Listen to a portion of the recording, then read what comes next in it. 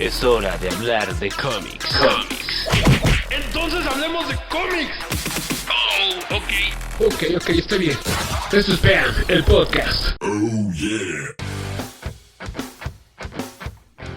Así es, amigos, así es. Tururu. Bienvenidos a un episodio más de BAM, el podcast. Les habla como siempre Rudyman7653, Twitter e Instagram. Red Assassin 55, Twitter, Instagram. Recuerden, amigos, PAM-podcast en Twitter e Instagram, PAM el podcast en Facebook y en YouTube, en chingo de plataformas de podcast. Y los sábados en punto de las 12 del día, hora de la Ciudad de México, a través de Radio Voces y Destellos. Voces y destellos, Brillando en la radio. brillando la radio. Y pues bueno, amigos, el día de hoy, como precisamente este programa va a salir justo el día de la independencia, el 15 de septiembre, pues bueno, quisimos hablar de creadores nacionales. Y vaya que los hay. Aquí, a ver, platícame, Gordo, porque tú eres el que tiene mucho más tema con respecto a esto. Estos autores que vamos a platicar no son nada más de cómics, o sea, son creadores de este tipo de entretenimiento visual, También, ¿no? sí, por ejemplo, hay algunos, luego diremos, porque vamos en lista. Ok. Algunos de historietistas, más que nada, pues que empezaron como los clásicos moneros, como les Sí. llaman, aparecen en los periódicos. No sé si todavía salen. Lo malo de que ya casi no hay periódicos es que también no sabes si todavía hay moneros, pero digamos, también empezaron compilando, como varios como Garfield o Marmaduke compilaron sus trabajos Ajá. en un compilado de sus trabajos, y luego hicieron otros también se hicieron novelistas o novelas, ¿cómo se dice? Novelas Novelas gráficas, no, visuales. novelas gráficas, novelas con, digamos que todo está en prosa, pero de vez en cuando cada 20 páginas hay un dibujo del Esta está interesante. Pero, Ahora- o después algunos, pero sí terminaron haciendo cómics, algunos cómics no conocidos, otros muy conocidos, y otros simplemente se volvieron caricaturistas después de hacer un cómic, pero muchos fueron influyentes en lo que fue incluso cómics europeos. Eso suena bastante interesante. Hay varios nombres aquí que de hecho tenemos que tocar. Vamos a tratar de ser lo más concisos posible porque a pesar de lo que uno pensaría, sí son bastantes, ¿eh? La verdad es que sí hay varios en los cuales incluso tienen un reconocimiento internacional brutal. Hay que ser sinceros. Y pues bueno, Sí. vamos a ver qué sucede con todos y cada uno de estos personajes. A ver, Gordo, platícame. Empezamos hablando de dos creadores en particular, Giz y Trino. A ver, platícame, ¿qué sucede con ellos dos? ¿Cuál es la...? Bueno, a mí me queda claro cuál es la importancia que tienen, pero platícame, ¿qué puedes decirnos con respecto a ellos dos?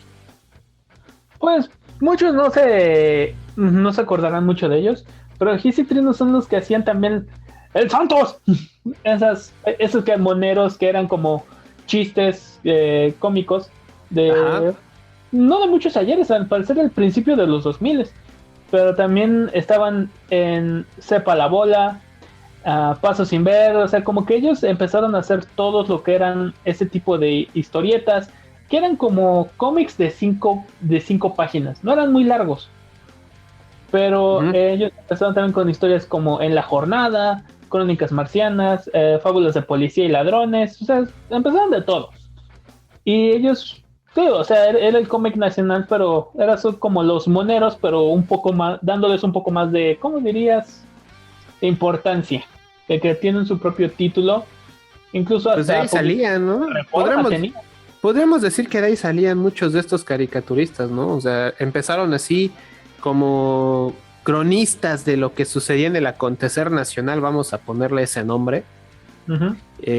sobre todo considerando la importancia que acabaron alcanzando después de mucho tiempo y muchos años, porque la verdad es que hay varios nombres que sí son muy pesados. Sí, o sea, esto los ponemos primero más que nada para que vean de que empieza de a poquito, pero aquí Giz y Trino si hicieron su película, si no se acuerda, lo Sí, de sí me Santos acuerdo. contra la Tetona Mendoza. Esa película estuvo muy cajeta. Es más, creo que incluso hay una canción de Botellita de Jerez, ¿no? Sí, la hay. Sí, a huevo. Sí, sí, me acuerdo de que hizo bastante ruido, ¿no? Por lo mismo de que fue una película que básicamente era un monero, ¿no? O sea, que creo que eso sería como que Era sátira del pueblo nacional, así que pues, échale. no, y aparte había muchas de esas obras que tenían esa importancia, ¿no? Tenían esa situación de que de alguna manera la gente se podía identificar con esas historias porque reflejaban mucho lo que pasaba todos los días, ¿no? Ellos sí eran ¿cómo decirlo? Una viva imagen y ellos retrataban perfectamente bien lo que sucedía todos los días ahora sí que para toda la gente, ¿no? De alguna manera retrataban parte de lo que atravesaba muchas veces la clase obrera, la clase baja, porque también tenía mucho eso, ¿no? O sea, Sí, mira, aquí me gusta de que tú y yo lo hablamos una vez de realmente el humor mexicano es así de simple. Ellos le jugaron a, sí, parece un chiste simple, pero ya lo pones a pensar de, no, neta, sí la banda está medio gacho, pero, o le está yendo medio mal. O sea, pinche político puto, ¿no? bueno, no solamente eso, sino situaciones que de corrupción, de malos tratos, etcétera. De ahí empezaron, y varios de ellos sí, hay varios personajes, sobre todo de Trino, Ujú. que hay que ponerles mucha atención, como por ejemplo, evidentemente el Santos, la Totona Mendoza, el Peyote Asesino, cuando el perro del vecino dice, sí, a huevos, me acuerdo de esos perros desgraciados. ¡Vamos! ¡Con una Mendoza! O por ejemplo, el Diablo Cepeda, el Cabo, que es el que siempre estaba con el Santos, ¿no? Huevo. ¿Cómo se llama? Y otros personajes que la verdad, si ahondamos en ellos nos vamos a tardar bastante, Aquí Discord pero que fuera. tenían mucha... Exactamente, ¿no? Que de todos modos... pues tendríamos que hacer un episodio exclusivo de Trino y Gis, ¿eh? O sea, ya viéndolo Sí. fríamente, de todo lo que ellos hicieron. Y ahora, vamos con Tony Sandoval. Tony Sandoval, lamentablemente él no tuvo mucho. Varias de sus historias ya son. Aquí te digo, sé como que va a mi punto de que a veces no le quieres dar al talento nacional el apoyo que requiere. No porque Tony Sandoval no sea talentoso, más, ¿no? Sí, claro, al contrario, ¿no? Es más, vamos a hablar un poquito de él, que de hecho, ahorita vive en París, si no mal no Por eso, recuerdo. o sea, él tuvo que irse. O sea, para recibir el apoyo y vivir de ser historietista, cómic, o sea, de todo lo que él quiere hacer. Es ser dibujante, ¿no? Vaya. Sí, dibujar su desmadre y no tiene nada malo. Pero, ni modo. Mira, todavía ama tanto a México que está haciendo actualmente un cómic de Tinieblas que está en línea. El luchador Tinieblas. ¿Te acuerdas de Tinieblas? Sí, claro. De hecho, le está entrando duro al webcomic precisamente porque es donde, bueno, la plataforma en línea es donde más se le puede dar auge, ¿no? O más se le está dando un juego. Creo que le dijeron, puedes hacer un cómic del Tinieblas. Y él dijo, órale, dale huevos, Tinieblas es compa. Es vándalo. Pero Es también chido el tiene güey. Nocturno, El Cadáver y el Sofá, a Narcoma, que Generaciones el Espíritu del Bosque, o sea, tiene muchos otros, Epidemia de Melancolía, o sea, tiene muchísimos, novelas gráficas en sí, Ajá. pero lo triste es de que todas estas llegaron cuando se fue a Francia, que, créanlo, ¿no? Tiene una gran escena de cómic. O sea, lo malo es de que se tuvo que ir para poder hacerla chido. Y ese Trino, por pura suerte lograron tener, pues, la suerte que tuvieron. Sí, ¿verdad? O sea, bueno, es que aquí la cuestión con Tony Sandoval es un fenómeno que también luego se da mucho. O sea, gente que no es valorada en México y que tiene que emigrar a otros lugares para que se le reconozca el talento que tiene, cosa que no debería de ser así. O sea, el fan como de este tipo de animación o de ilustración, pues tendría que ser un poquito más receptivo con respecto a lo que está sucediendo con este tipo de trabajos, ¿no? O de personas que se dedican a esto. No tendríamos por qué esperar a que se vayan a otro país para darle el crédito que merecen. Hemos comentado una cantidad horrible de veces. Sí, porque creo que lo dijo una vez Chumel Torres. A veces para querer pegar en México, tienes que irte a cualquier otro lado. Es una situación, a mí se me hace bastante lamentable.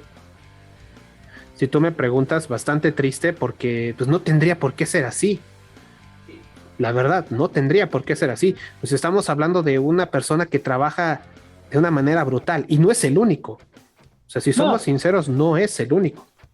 Vamos, porque digamos, vamos con uno que es de los que nunca cree que encontraría cree que era de otro lado, pero no. Edgar Clement. A ver, platícanos un poquito, como Edgar Francisco Clement Ibarra, o Edgar Clement, platícanos qué trabajos ha hecho este señor, por qué es tan importante él en particular para la escena de la ilustración mexicana. Él más que nada es el que está teniendo, pues, él ha intentado hacer como que su propia escena de cómic. Uh-huh. No ha pegado mucho, por ejemplo, con Operación Bolívar, es como su universo Marvel, como quien dice. Sí. Tenido proyectos basados en esto, pero que no se dieron a entender, no se dieron a fuerza fuera del proyecto original de Operación Bolívar. Hizo una versión cómic de Macbeth, El querido Tigre Quesada, Querubín y otros cuentos.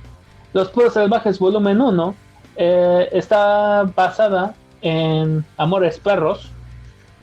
De hecho, ¿sabes cuál universo?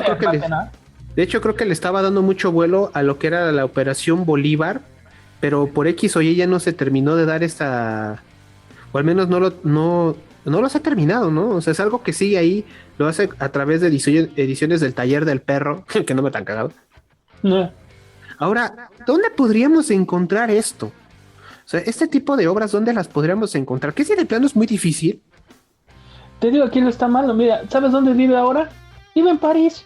Por eso, pero mira, otro que se tuvo que ir para que lo me recuerda mucho el fenómeno de Frida Kahlo.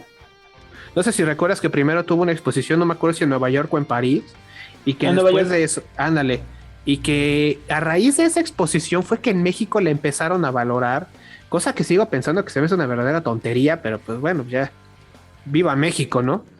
En México mágico. O sea, México de oro. Sabemos que este podcast de seguro va a ser nosotros criticando a México. No, amamos pero México. No, eso sí. De corazón. Que quede claro, o sea, que quede bastante claro el hecho de que no lo hacemos con el afán de querer sonar negativos o chingativos, valga la expresión, con respecto al trabajo que se hace en México. No, al contrario, ¿por qué no se le da el juego que se le tendría que dar? Esa es la parte que luego hace mucho ruido, ¿no? Que no tendría por qué ser así para empezar. Exacto, hay talento. No diríamos que somos nosotros. No, las historias que he escrito no sé si sean chidas, pero es el clásico, hay talento, solo falta apoyarlo. Pero, o sea, es como cada vez que veo ese comercial, quiero gritarle a la televisión o a la Secretaría de Comercio, quien sea que lo haga. No, creo que el comercio no tiene nada que ver. Bueno, los que sean que lo hagan, ¿no? No, sí yo creo que tiene que ser más iniciativa privada. Si se apoyara a lo mejor con inversión, con un poquito más de mercadotecnia para estas obras, créeme que a lo mejor estaríamos hablando más de ellas. Sí, o sea, porque te digo, o sea, yo les gritaría en la cara porque no sean hipócritas. O sea, ustedes mismos no lo apoyan, solo dicen, apóyenlo, nosotros no, a ustedes. Sí, o sea, es que realmente cuando vamos a decir, es que hay que apoyarlo, es leerlo, consumirlo, no simplemente de dientes para afuera, porque pues así cualquiera. No, o sea, yo logré, créelo o no, logré encontrar Operación Bolívar, fue un desmadre, pero como siempre estaba en el Rock Show, todos los amigos del Rock Show. Un saludo a la bandota del Rock Show, que como los queremos. Pero estaba ahí, ¿quién diría, no? Así es, pero pues bueno, Edgar Clement, otro autor que la verdad es que es rifado como los rifados. Ahora, Luis Humberto Crosthwaite, ¿se pronuncia? No sé, es de Tijuana, de seguro su papá es americano, tal vez. Es posible, pero nació en el 62. Pero bueno, otro escritor que de hecho es más conocido por trabajar o impulsar la literatura del norte, ¿no? La novela policíaca, pero a ver, ese tipo de cosas casi que parecían el libro vaquero, pero sabíamos que era otro tipo de historias, ¿no? Por ejemplo... No, o sea, como que sí estaban bien hechas, pero, o sea, lo malo es que se vendían junto al libro vaquero. O sea, sí, oye, te llevabas una, pero también te llevabas el clásico... Ay, ¿cómo se llama? El libro vaquero yo siento que era como La Rosa de Guadalupe, versión historia chiquita. Por ejemplo, está Marcela y el Rey al fin juntos, que es una historia de época. dices, bueno, está chida, pero... Ese nombre se oye bien. Pero él es autor, él es escritor. Exacto, hay muchos autores. Lo malo es que creo que también aquí está el punto también porque muchos dibujantes no quieren hacerlo en México también, de que no se les da el crédito que merecen. Como digamos, es como en los cómics europeos o japoneses, porque algunos son escritos y dibujados por otra persona. Y el gran ejemplo del cómic americano, de que tanto el autor como el artista los dos son coautores, o sea, los dos lo hicieron, nada de, pues el más chido es uno que el otro. Creo que también por eso no lo entiendes, por eso Luis Humberto Crosswhite, vamos a dejarlo Crosswhite para que en caso de que llegue a escuchar este programa, lo cual nos daría muchísimo gusto, no se enoje con nosotros, porque también hay que decirlo, no tenemos ni la más pinche idea de cómo se dice su apellido. Chale. Por ejemplo, está Ídolos de la Mente, la increíble y a veces triste historia de Ramón y Cornelio. Esa la encontré en línea. Debo decir que si fue legal o ilegal, solo la encontré. Mira, antes la encontramos, que es como que ganancia, ¿no? Ahora sí que, viendo cómo está el asunto, tampoco podríamos ponernos muy exquisitos.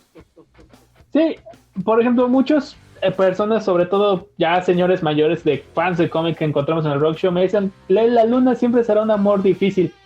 ¿La tienes? No. ¿Conoces a alguien que la tenga? No. Chale. No, y mira que para que en el Rock Show no la tengan es porque de plano algo pasó, ¿eh? No es algo falló en la Matrix, que... No, cuando algo es más viejo se vuelve más difícil encontrarlo, es del 94. Bueno, pero de todos modos. Bueno, este señor que de hecho pues hizo bastantes cosas, ¿no? Columnista en el San Diego Union Tribute, es profesor de español y portugués en la Universidad de Iowa, o sea, se ha movido el señor, o sea, ha dejado un poquito la escritura de lado. De hecho, su obra más reciente fue en el 2010, Tijuana, Crimen y Odio, y en una edición ampliada de Instrucciones para cruzar la frontera de Tusquets Editores, pero esa fue una edición una reedición del 2011. ¿Ya cuánto tiempo tiene? Que es mejor se ha dedicado a otras cosas, ¿no? Sí, pues decidió mejor dedicarse a ser profesor, lo cual es muy aceptable. Y es bastante chido, ¿eh? Oye, ¿qué tienes de currículum, profesor? No, pues escribir ahí unas obras, muy humildemente. ¿De qué son tus obras? Pues de cómo luego puede ser hija de la chingada la vida para los mexicanos, pero pues ya sabes. Cosas. Además que el apellido yo creo que le ayudó bastante. Sí, como que puede... es que eso sigue siendo Iowa, está justo en medio de Estados Unidos, como que la población latina no diré que es mal recibida, pero como que... Pero no es tan grande. Exacto, no es abundante. Así que... Sí, no es como las bestias que luego tenemos en Arizona, California, Nuevo México, con todo y que son lugares... Texas, con todo y que Arizona y Nuevo México son racistas de a madres, pero pues bueno.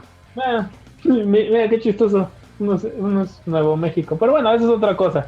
Exactamente, a ver, vamos al que sigue, que yo creo que lo tendremos que dejar al último, pero pues salió Humberto Ramos. Lo que pasa es que los que siguen lamentablemente ya nos dejaron en esto, pero cómo está su marca ahí a huevo.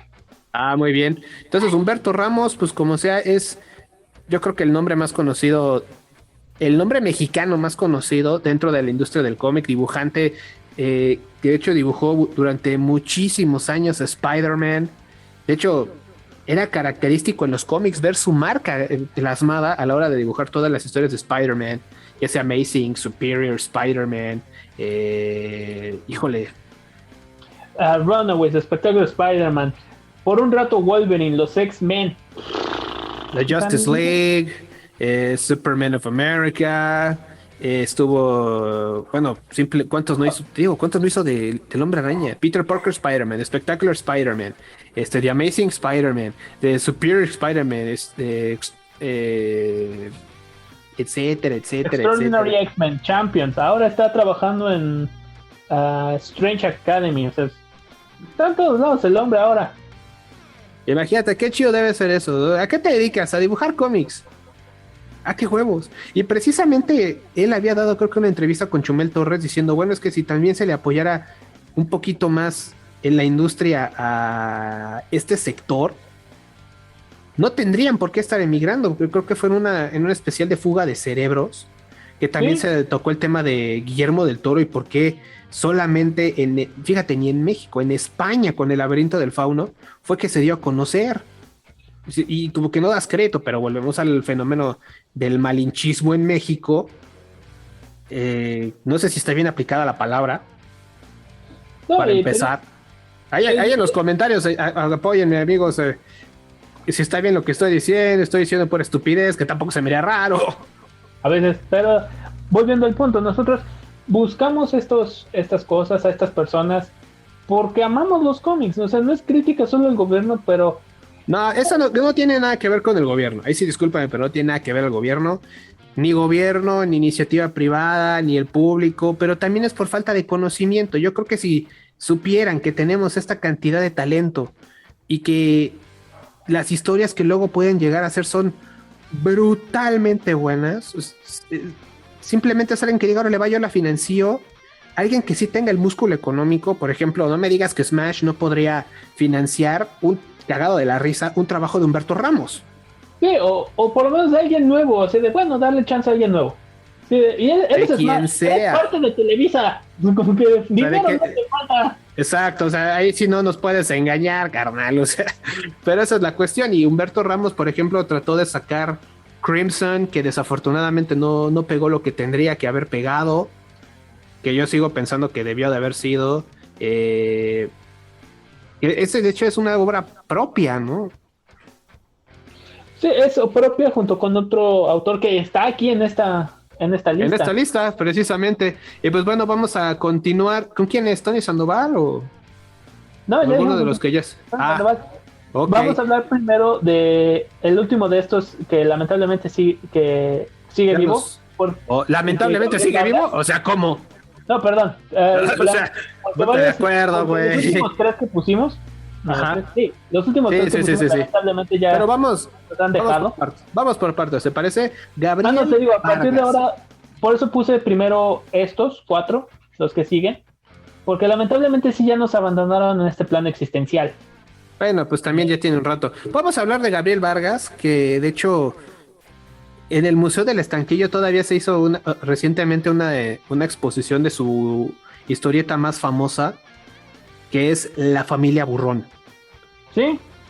Platícame un poquito, gordo. ¿Qué podemos platicar de Gabriel Vargas? Lo malo es que encuentro su wiki y su biografía es muy corta. Tulancingo Hidalgo.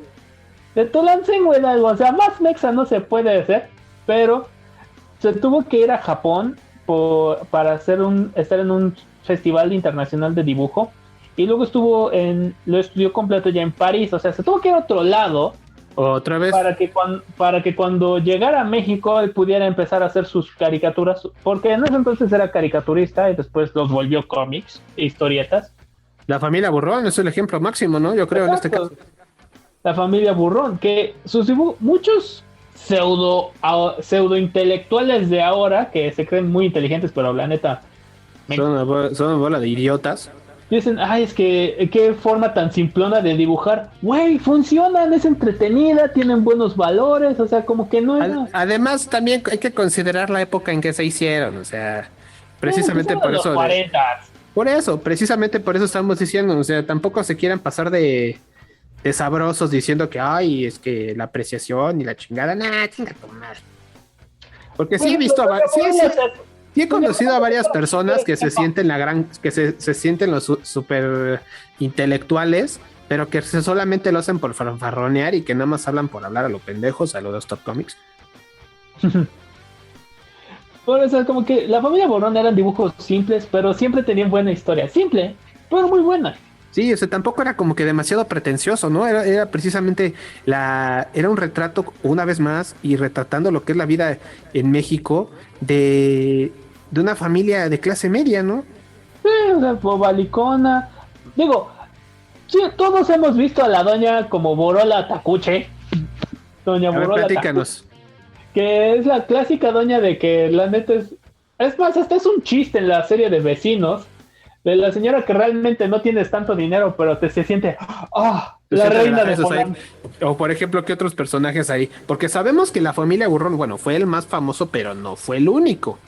Pero No. bueno, vamos a hablar un poquito de ellos porque la familia Burrón al final de cuentas pues es su magna ópera, ¿no? O sea, por ejemplo, hablar de Doña Burrón, la Tacocha de Burrón, Regino Burrón, el Tecojote, la Pecocha. O sea, que Como fíjate, Cantarranas. los nombres, ¿no? Los nombres me recuerdan parte de- por eso, me recuerdan tanto a una películas de Pedro Infante. No, y mira, Susana Cantanas, Don Quirino, Titino Tinoco. O sea, son parte ahora del léxico mexicano. Por eso, es que también a lo que vamos, o sea, se volvió tan dentro del mainstream nacional que es imposible hablar hoy, bueno, a lo mejor no hoy en día, pero durante un tiempo fue, pues, una forma de cómo se expresaba el mexicano durante muchísimos años, ¿no? O sea, Y de vez en cuando Por- escuchas tal vez a tu tía, a tu mamá, tal vez a tu abuela, decir una de estas palabras así nomás. pero Digo, porque estaba dentro de, o sea, es que es a lo que Está voy. en el léxico. Es precisamente a lo que vamos. De alguna manera es una situación en la cual retratabas perfectamente bien lo que pasaba a nivel nacional. Muchas de estas historias escritas por estos autores, salvo Humberto Ramos, tenían esa particularidad que al final de cuentas era retratar lo mejor que se pudiera a manera de sátira, a manera de crítica, comedia como tal, lo que sucedía en este país, ¿no? Y lo hacían de una manera tan sencilla, o sea, sin pretensiones, simplemente veían lo que pasaba y de ahí se agarraban. Ese tipo de cosas creo que todavía, a menos que seas monero, no creo que se valore tanto en México, ya hoy en día. Yo sé que hace años pues era algo totalmente diferente, pero pues bueno, como sabemos, los tiempos cambian. Exacto. Mira, ahora vamos con otro que logró también llegar por un rato a Estados Unidos, en Wildstorm y DC, que es Francisco Hagenbeck. Hagenbeck. Francisco Gerardo Hagenbeck Correa o FG Hagenbeck, que se murió apenas en abril, el 4 de abril de este año precisamente. ¡Qué horror! Sí, oye, no inventes. Él logró Porque llegar.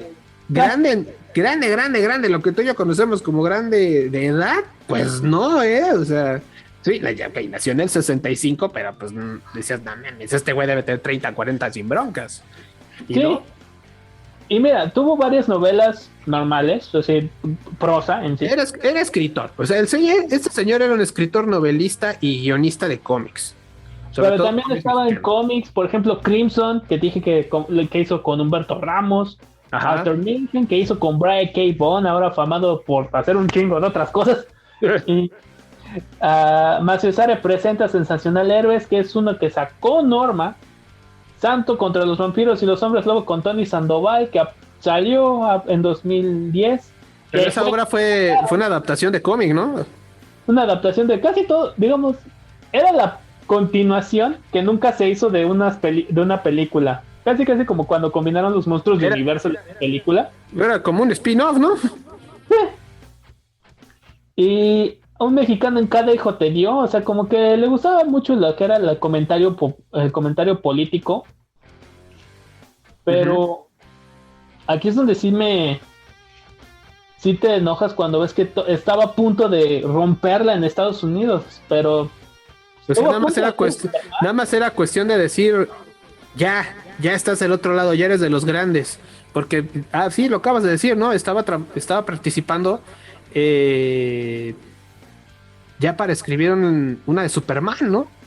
Sí. Y mira, creo que lo hubiera.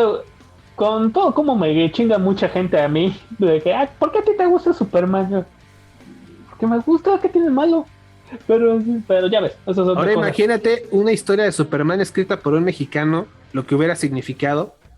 Pues un boom, por lo menos que lo publicitaran bien también, ¿no? El primer Bueno, aquí- cómic hecho por No, un mexicano. yo creo que a lo mejor en Estados Unidos no se hubiera vendido de esa forma, pero en México sí. Ahora, si lo pones en México, esa premisa, y, todos corremos a verlo. Bueno, dudo así correr, no creo, pero pues sí se entiende que iba a ser un fenómeno bastante importante para la escena mexicana. que al final de cuentas, pues ahí está. O sea, es un vivo retrato, digo, es un vivo ejemplo, perdón, de que el talento en México existe, pero pues que no se le ha dado la difusión correcta o simplemente no se le ha querido difundir y punto. Que eso es lo que a mí personalmente sí me hace un poco de ruido, pero pues bueno, viva México. Ah, Pero pues bueno, y sí, la verdad es que sí da mucha tristeza. Pero bueno, ahora otro ejemplo, pero este sí es una leyenda Una como señora. tal. Sí, no. Este nombre, de hecho hicimos un especial, si mal no recuerdo, el año antepasado, de esta una persona. editorial que ella empezó. de la editorial, especialmente de la editorial Viv, que inició gracias al esfuerzo de Yolanda Vargas Dolce. De la Parra. Antes de bueno. divorciarse. Bueno, pero pues bueno, platícanos, gordo. Ella, esta señora no llegó a ver el siglo XXI, falleció en el 99, pero fue una historietista muy destacada. Podríamos decir que muchas telenovelas de hoy en día, pues muchas historias de hoy en día, pues le deben la vida a esta señora. Por ejemplo, Rubí, María Isabel o El amor de María Isabel, Yesenia, El pecado de Oyuki, Gabriel y Gabriela, Cassandra. Y Por ejemplo, ajá, sí. por ejemplo, la de Entre Rejas es la versión original de Cuna de Lobos, pero eso es otra cosa. ¿Ve? O Rarotonga, que creo que esa se hizo película después. O Carne de Ébano. O sea, hubo muchas cosas que esa señora hizo que la verdad dices, güey, no mames. O sea, y a ella sí se le dio otro tipo de impulso, pero bueno, muy diferente a lo que uno pensaría hoy en día, porque pues al final del día muchas de sus obras sí se adaptaron a la telenovela. Sí, porque, digamos, no sé si porque sus tipos de historias no eran sosas, como quien diría, eran muy pensantes. Eran más inteligentes de lo que uno pensaría, o sea, eran historias hechas para el mexicano porque eran novelas, así, tal cual, o sea, tampoco hay que sernos muy tontos. No me digas que, por ejemplo, María Isabel, la película que protagonizó hace miles de años Silvia Pinal, pues no pudo haber sido adaptada, y de hecho fue adaptada quién sabe cuántas veces al formato de la telenovela, pero es porque precisamente venía de una obra, de una historieta, o sea, lo que nosotros conocemos como una historieta tal cual. Créelo, ¿no? En una biblioteca encontré la versión original de Rubí, o sea, la historia del cómic. Imagínate, estamos No, hablando... lo pude llevar porque era de biblioteca, no era de tienda. No, pero de todos modos, o sea, el trabajo ahí está. Y eso es lo que se tiene que reconocer. Digo sin entender, ¿cómo fallaste tanto? ¿A qué te refieres? Hubo 3 adaptaciones de Rubí. Una en cine de los 60s. Sí, 60s, 70s. Que es el clásico que todos conocemos. La novela del 2004, que lanzó a la fama a... ¿A quién? me acuerdo. A Bárbara Mori. Pero ese es Rubí, ¿no? Mori. Sí, por eso Rubí. Y luego la nueva que está pasando ahora. Bueno, no es que la lanzaran a la fama, o sea, simplemente fue una... Es que también vuelvo a lo mismo. Es una novela, o sea, tampoco se trata de esperar y decir, ay, no manches, o sea... No, claro, obvio, pero me refiero de... la lanzó a la fama mexicana y luego ya por el trabajo de ella ya logró salir en otros lados. Pero... Sí, o sea, pero lo que vamos es que estas historias, o sea, pues tenemos que... Sale perfecta en cualquier lado. ¿Cómo es que fallas tan horriblemente en 3 veces? Pues, ¿qué te digo? Viva México. Sí. A mucha gente le gustó las novelas, pero pues ya sabes qué es lo que yo pienso de las telenovelas. Pero a lo que vamos es... A mí me da risa todavía. Salió de ahí. Exacto, a mí me da todavía una risa cuando la cara de nuestro querido padre, si un día escucha esto, que queremos papá, pero también que dice, a los cómics no te darán nada, hijo. Dice, ¿te das cuenta que 70% de las novelas que tuvo salieron de un cómic? Cuando le digas a Yolanda Vargas. Pues sí, es como que, cabrón. Como pues que sí, y son de las que son, ¿cómo se llama? Son referentes en el entretenimiento mexicano, ¿eh? O sea, nos burlamos de las telenovelas, pero ¿cómo? Son populares. Pues sí. Pero pues bueno, así está el asunto. Ahora, José Guadalupe Cruz Díaz también ya se nos adelantó en el camino. De hecho, él falleció en 1989, pero fue autor y editor de cómics mexicanos, que de hecho, junto a Joaquín Cervantes Bazoco, en los 50 fue cuando explotó este señor, ¿no? A ver, platícame un poquito de este señor. A lo mejor no hay mucha información, pero lo que se tiene es bastante interesante de... Sí, más que nada ellos empezaron a hacer como entre fotomontaje y melodramas de fotos, pero saltaron a los cómics o a las historietas, como se ¿Que vieron que entendía. era más fácil? Sí, con muchos otros juegos como Muñequita, La Pandilla, Rosita Alvírez, El Vampiro Tenebroso, Canciones Inolvidables, y luego esos primeros números y esos primeros 100 números de El Santo el Enmascarado del Plata. Ah, sí. Ellos fueron Sí, los es primeros cierto. a sacarlo como un cómic que obviamente dada la fecha, que 1950, ya había como 2, 3 películas del Santo. Y aparte ya había un hype muy cabrón, o sea, Sí, sigue siendo fue el como, Santo. o sea, la figura, ahí simplemente se agarraron de la figura del santo. Claro, también el santo, nada tonto, explota la imagen, la más no poder, y pues literal hace que su familia viva de eso sin broncas, quién sabe cuánto tiempo, hasta que se les acabe, voy a decir que las regalías.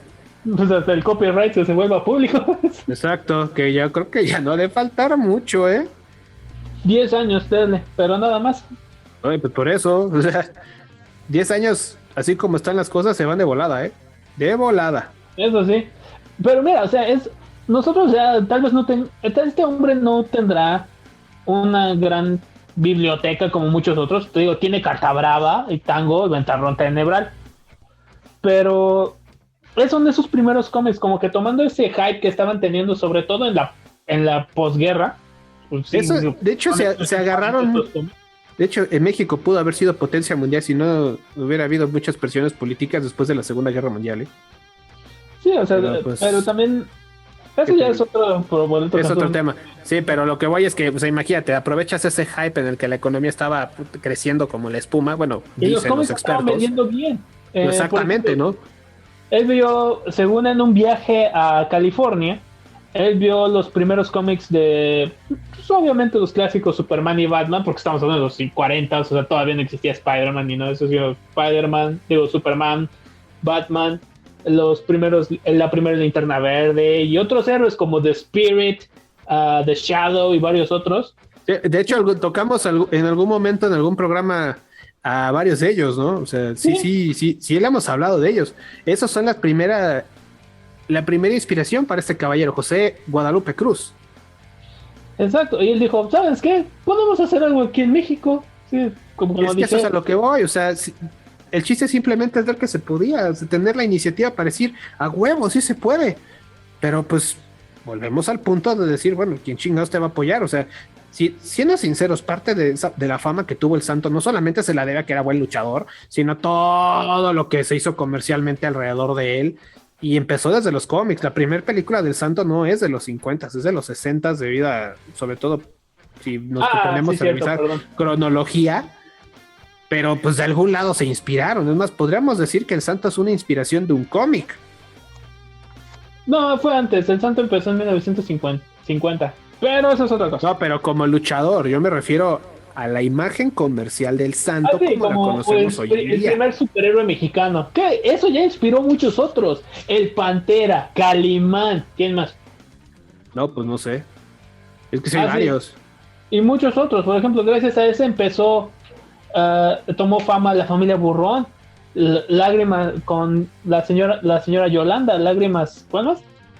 Lágrimas, risas y ¿qué? Amor, Ay, güey. lágrimas, risas y amor. Este sí también suena el nombre de novela. Pues es que también había que vender lo que, mejor dicho, se iba a vender, pues, ahora sí que lo que fuera más opio de pueblo.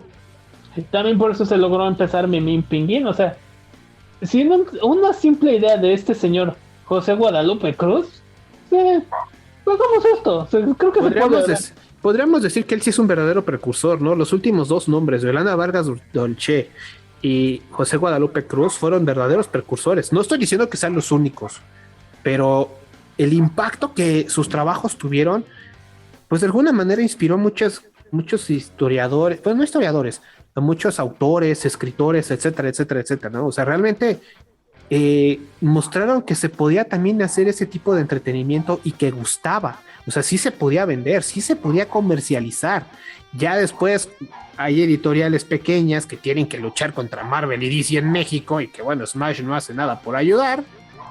O por ejemplo, ves a Editorial Norma es más, haciendo un pequeño paréntesis, Norma le entró también al manga, pero las obras están en casi 400 pesos cada uno. Y dices, ay, cabrón, espérate. Órale, ¿qué historia tiene? ¿O qué? Bueno, ¿Es la ¿qué- Biblia de manga o qué? Fist of the North Star, Bueno, no tiene nada pero malo. pues 399 cada tomo. Yo sí la pensé, ¿eh? Cuando lo vi el número 1, lo vi en 400 pesos, dije, perch, no. ¿Es eso o cuatro números de Naruto, 3 de Demon Slayer o algo así, o 2 de Sakura Card Captors? No, pues mejor los otros. Por volumen, pues como que no, pero bueno, pequeño paréntesis ahí. No, o sea, Editorial Norma es una que le intenta, pero creo que tiene mal marketing, No, es que, ¿sabes qué? manejo de recursos, no malo, pero Es que yo nomás los veo en el Sanborns. por eso, o sea, es que es el único que quiere hacerlo. Por ejemplo, yo no los he visto en Gandhi. La última vez que fue al sótano no vi absolutamente nada de Editorial Norma dirigido a este mercado, o a menos que se me haya ido, que lo más seguro es que sí. O sea, lo que pasa es que Editorial Norma, te digo, mal manejo de recursos, o sea, ¿por qué no te... O sea, como tú dices, en Gandhi y el sótano venden novelas gráficas, no solo Marvel y DC, también venden V de Venganza, venden, ¿cómo se llama? Mouse, venden... Pero ¿por qué no le quieren dar esa chance a las obras nacionales? O sea, ¿qué de plano no les tienen fe? Aquí sí lo queremos hacer como un llamado, amigos, a esas editoriales, precisamente para que digan, bueno, se puede hacer un trabajo aquí en México, que una de estas editoriales, ok, a lo mejor Panini y Camite no, porque su negocio está en sacar licencias, pero Norma es más editorial que otra cosa. Sí, Norma, ¿Estás de acuerdo? con una buena idea, pueden tener su propio universo Norma, ¿no? Sí. Y se las voy ¿qué? Sí, se las voy a vender un día. Bueno, Deberías. todas las licencias y derechos intelectuales que ya tenemos, o más, Primicia de PM el podcast, el gordo va a intentar vender una historia a Editorial Norma, ojalá y se dé, y si no, pues que chingue su madre la América.